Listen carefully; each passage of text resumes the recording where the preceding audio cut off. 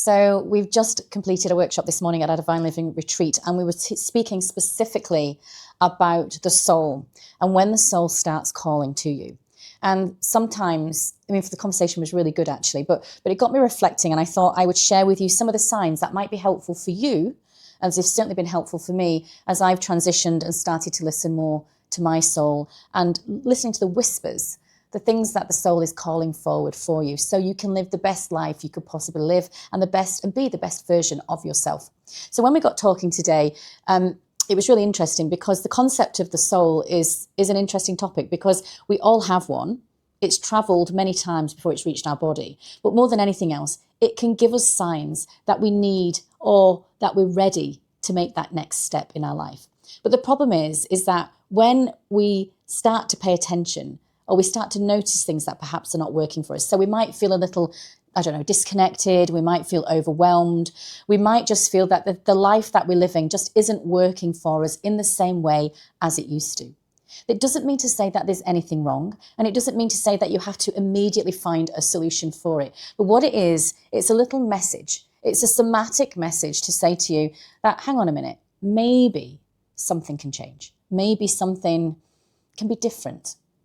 And instead of what perhaps we always tend to do, which is allow the mind to kick in, to take action, to make big, significant changes in our life, we most probably just need to sit back a little bit, to be a little quieter, and to start to reflect or start to notice on what's actually happening around us. So, for example, you might notice that you're feeling restless. The things that you did, like the hobbies, even the food that you used to like eating, the activities that you used to like doing with your friends or your social group, just isn't working in the same way. You might start to feel a little bit heavy in your body. You might feel a little bit more exhausted, or that you've just not got the same energy or appetite for the things that you used to do. That is okay, because that is part of change. It is part of a shift that is happening internal that will then help you in your external world. Now, what we've got to be careful is that we don't get frightened of these changes that we're noticing when we start to observe that things feel a little bit off or not 100% exactly the way that they were. As we've said, it doesn't mean to say that there's a problem. It just means that perhaps we start paying attention to what our soul is calling for. So let's look at some of the signs. If you're feeling overwhelmed, the key thing is not to feel like you're in burnout, that you're overexhausted, or that you're doing too much. What we need to think about is more along, what is the message? What is it telling me to do? And for me, that first sign of feeling overwhelmed is a time to step back, a time to just slow down just for a moment or two, so that you can take stock and to reflect upon how you're living your life.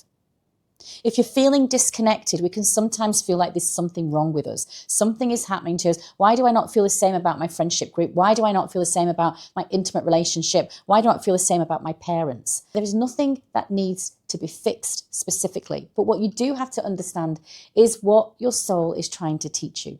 Because as your soul calls forward new opportunities, new possibilities for you, different ways of being, different ways of living, it just might mean that you just need to make some micro changes. So how do we do that? Because it can feel quite scary.